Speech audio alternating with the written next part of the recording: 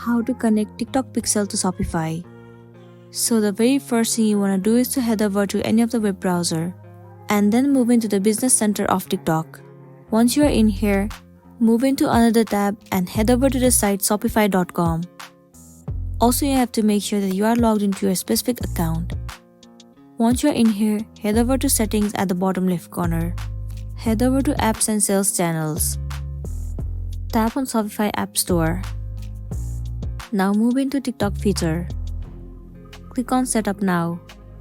Here you'll get to see Connect TikTok for Business. What you want to do is tap on Connect, and then you have to log into your specific TikTok account. For the last time, you have to click on Connect, and then your TikTok Pixel will be connected to Shopify successfully. So that's it, and this is simply how you can connect TikTok Pixel to Shopify. I really hope this video is going to be helpful for you.